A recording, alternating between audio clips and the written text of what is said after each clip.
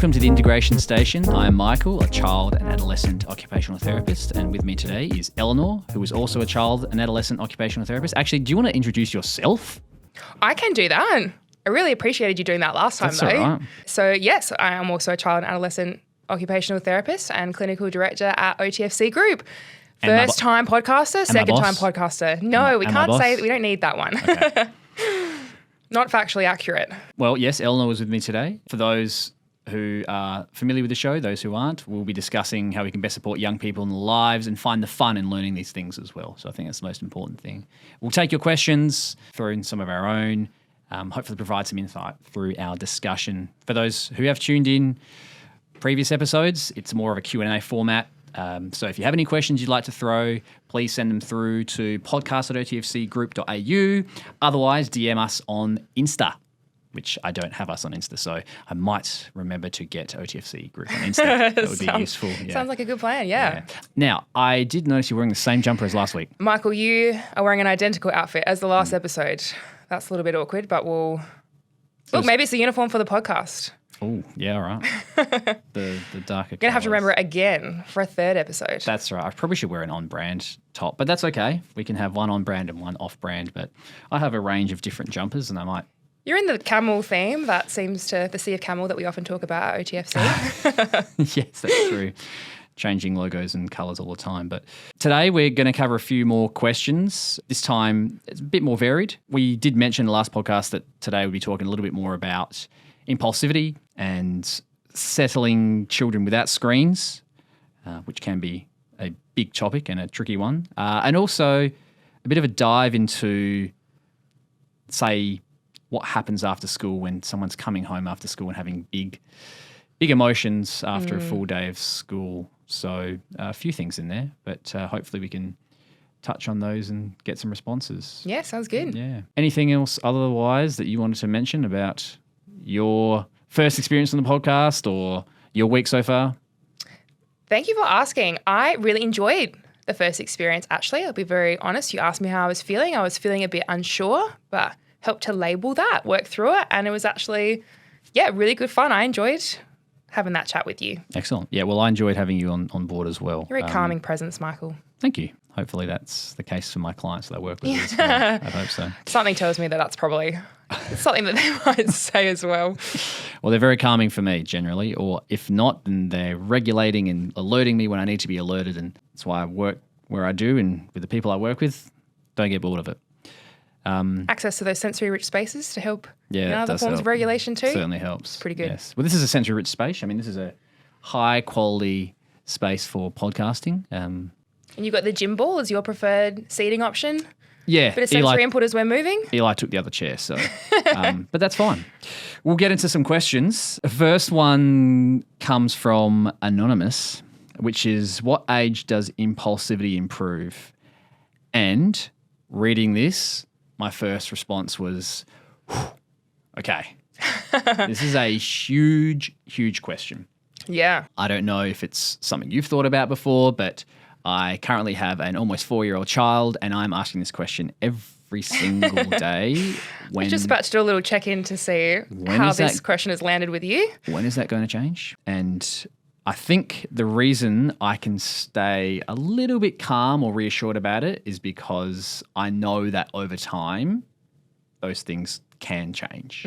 Those things do change. But I guess my question to you is the same. What are your experiences of impulsivity, various clients, and do you see change? Yeah. Do you know what? I think it's so dependent on, this might be something I feel like I go back to a lot, but because it's so just the perspective that we need, it's so different depending on that young person and what, if we are talking about a level of impulsivity, like what does that mean for them? What is it that, if it's a regulation-based, say, support that's required, it's those levels of alertness are increased because of the task, the environment, whatever that looks like, what they've managed over their day. Is it actually that engaging in those sensory opportunities that meet their needs, help bring those levels of arousal down and then increase their capacity to make, to tap into those problem-solving skills and those executive functioning so that they're workshopping and engaging in their environment as they need to.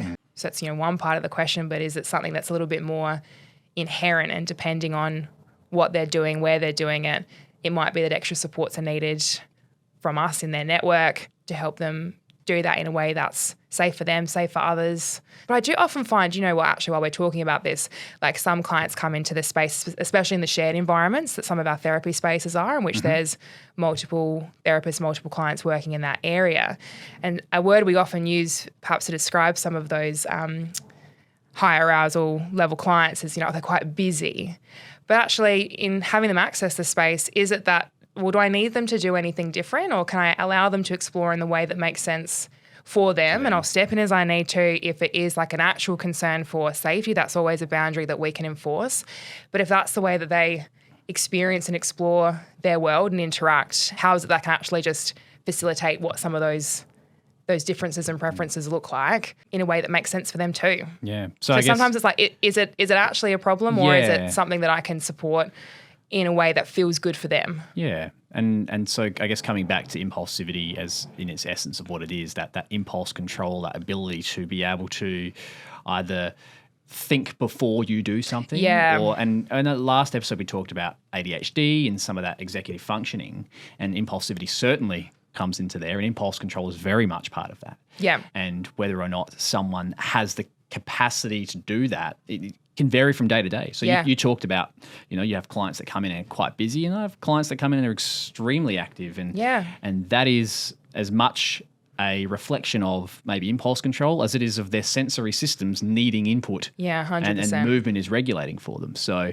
to deny someone of that actually denies what they're actually trying to tell you. They're communicating that in a way that says, I need this right now. Absolutely. So it can be very hard to manage those impulses.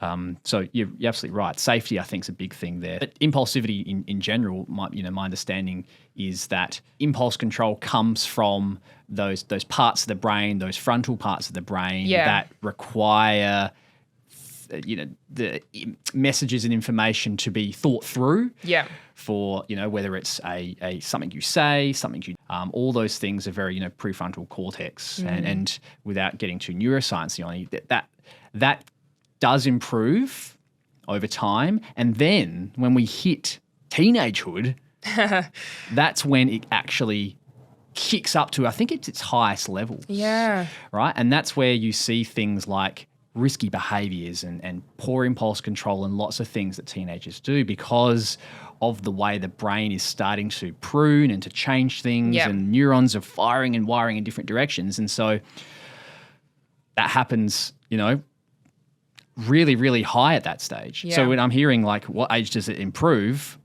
You got to, it's definitely not before teenagehood. Yeah. If you can get through that and realize that, if you've got, like myself, this is where I come back to, okay, I've got a 4-year-old child, impulsive at times, but it might improve, but I still have to wait till after teenagehood for any of that to even come close. That's just neurological development. Yeah, the brain absolutely. You can't rush that. I was just going to say, and then it's a matter of, knowing that that's where they're at developmentally, going, what can I control? What can I put in place to support? What are the things that I know might trigger some of those responses or be particularly challenging for them? Or are there ways that I can incorporate more sensory input strategically in our day so that we're in that more regulated state a little bit more consistently, and then we can tap into those problem-solving executive functioning skills exactly like you said. Because when we're in that heightened state, that's going to challenge that even more, and we might see more of those behaviours that you described.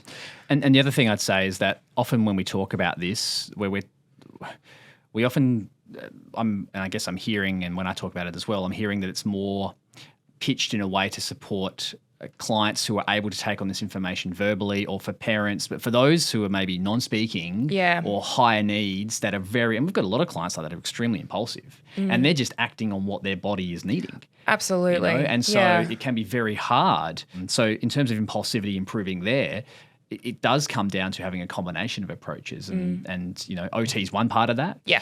But there are a number of things in there because safety is a concern for some of those clients, and I think the way to improve and the way to support that is to ensure that whoever is working with that person is being consistent on the messages that's being delivered, whether that's through social stories, whether that's through trial and error.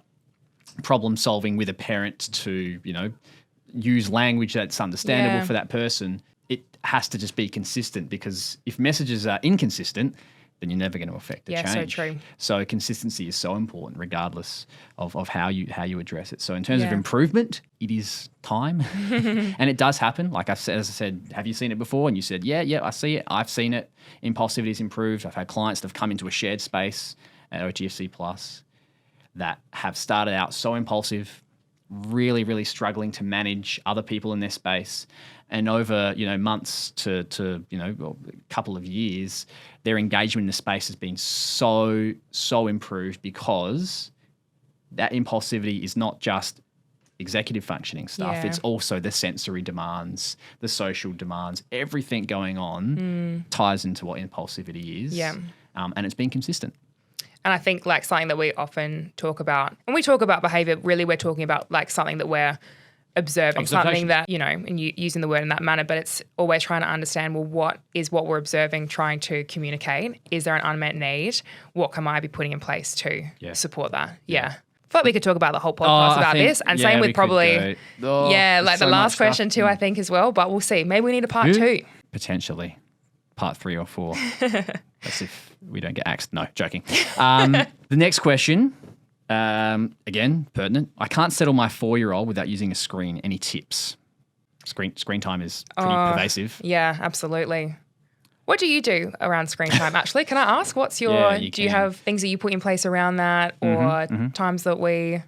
Yeah. I mean, allow that for him? sometimes, I want to sound preachy here, but I still try and abide by what government guidelines are for screen time for children under a particular age. And for my son who's almost 4, I think it's no more than an hour per day. That's sort of a maximum. 0 to 3, I think, is like 0, but I'm being very realistic. I do not know anybody, hand to heart, I don't know anybody that doesn't engage in screen time for a child under the age of 4. I almost think that's unrealistic. Yeah. Have those expectations, right? And I guess those guidelines are there for best practice, but it's not easy to do that. And yeah, as a therapist, I think I have to separate my thoughts as a therapist to myself as a parent and go, there are some times where I cannot get this done without some screen time. Yeah. Okay, so was it last night? Night before. Anyway, one of the nights recently, it all blows into one, was you just need to be watching this show that I know you like. I just need to quickly get this dinner ready. It's going to take 20 minutes, but you pop yourself down, you can watch that for a bit. And, he enjoys the show, and it's a kid-friendly show. And, I grew up watching TV, and all my friends grew up watching TV. But I guess the challenge here is I'm not always using it to settle him. Yeah. I'm using it as a way to support myself to do other things. And he has, time in his day to do that. But in terms of settling, that opens up a bigger question for me to go, what are the things that person does that aren't screen related that can settle them? Yeah. And often some clients find that really hard to do that. I know a number of, as I talked about, some high needs clients before, that the iPad and screen is an extremely regulating, calming, like it's everything for them, all in one portable device. Yeah. And so how do you stop that? Yeah. How do you remove that? Can I ask you something? I had heard, and I just actually can't think where I'd heard this, but I'd heard someone describe the iPad because it's something that we, people do use it for that regulation purpose. And for some young people, it's very effective in that way. I'd heard it described once that it's not necessarily a regulating tool, but like an entertainment tool. I'm curious, what are your thoughts on that? I feel like it's hard for me also talking to someone that's not a parent and knowing that you have to use the things that you have available to you at times to get the things done that you need to, right? We do that in all aspects of life. Sometimes you just have to use what you need to get the things done that you need to. Yeah, people sending emails on the toilet, getting things done when they have the time to do it. That stuff happens. But yeah, as an entertainment tool, I can certainly see the explanation there. I guess when I'm talking about it regulating, so screen time, my understanding of screen time would be that it's not just a phone or an iPad. It's TV. Yeah, that's true. It's video games, anything like that. That's all considered screen time.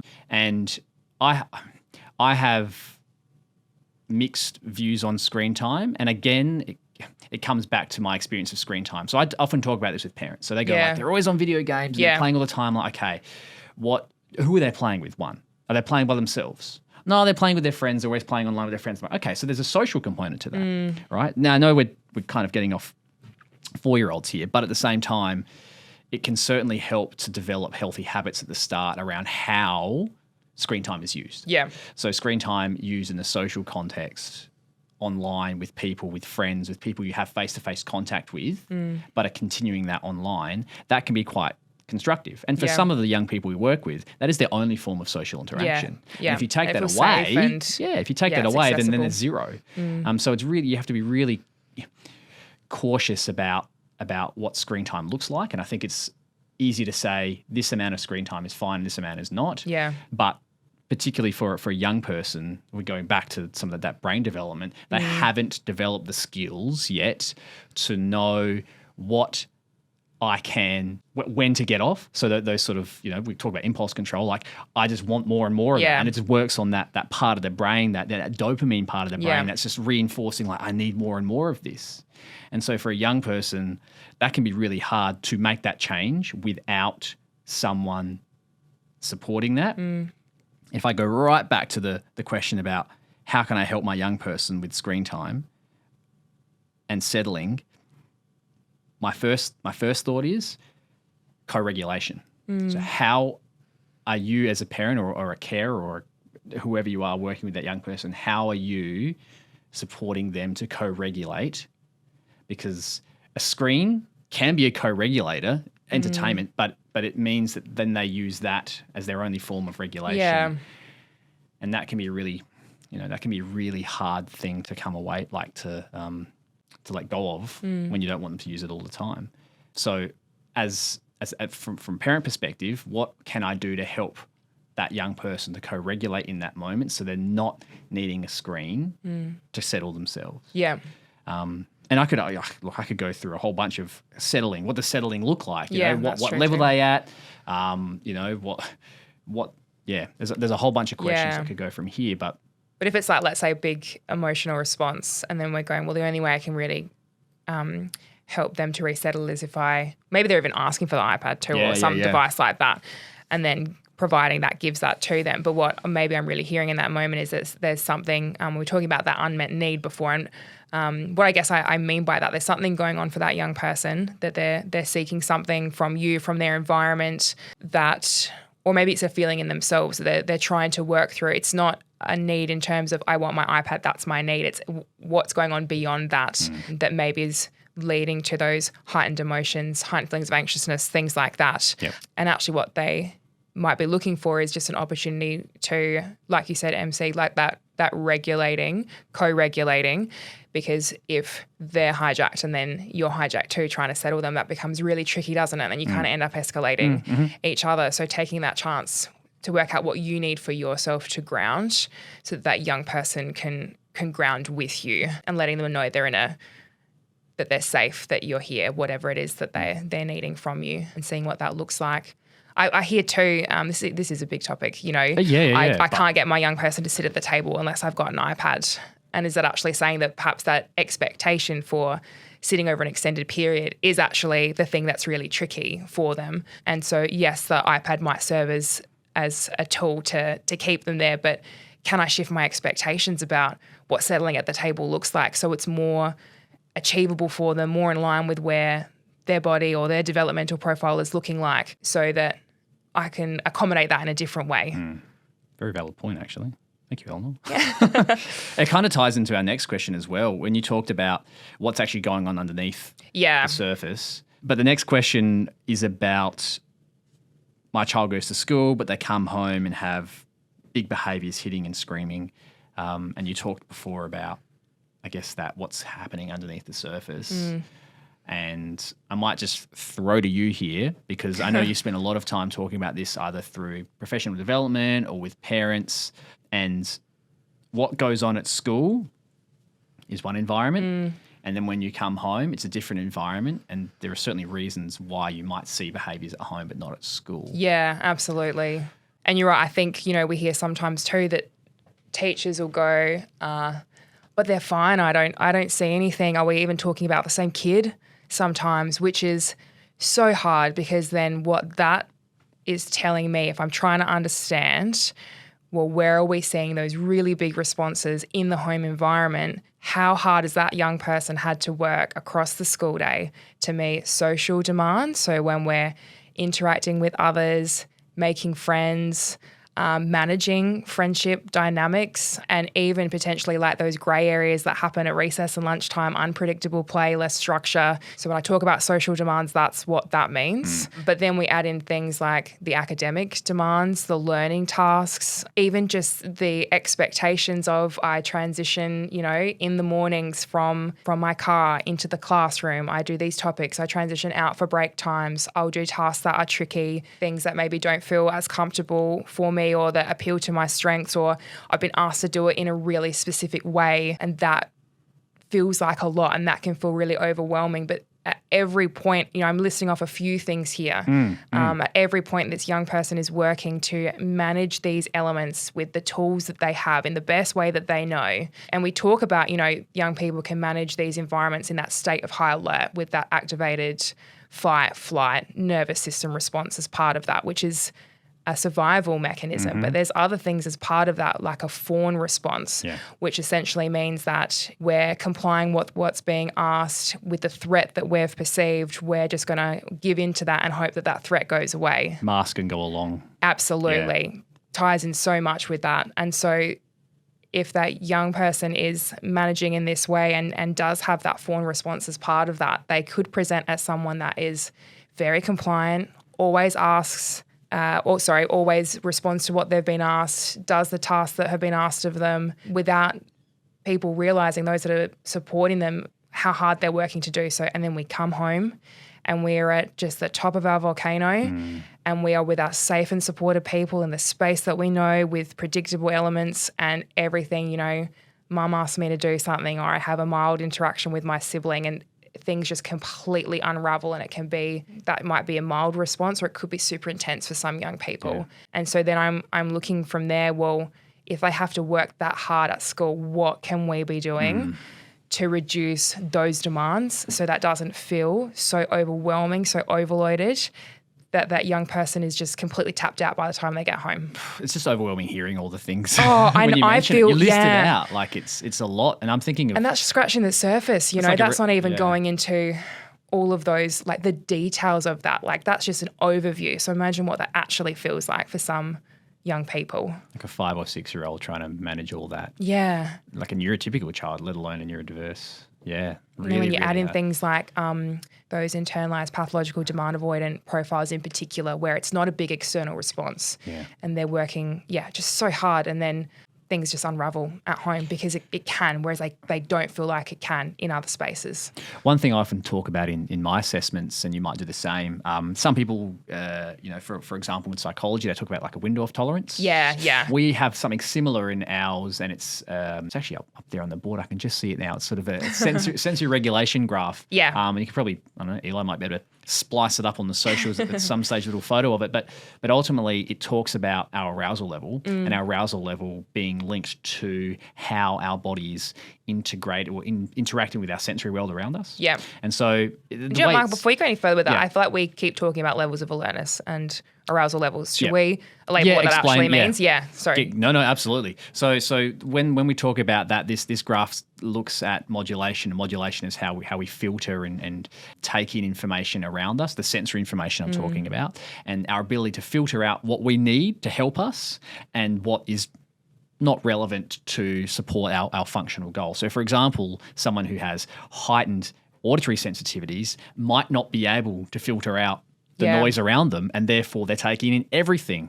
And so that's becoming really hard for their attention and alert levels. Yeah. And so what happens is... overwhelming is that too? Huge, yeah. And their arousal level spikes. And so what happens there is they're constantly, and they might even enter a fight, flight, freeze, or fawn response.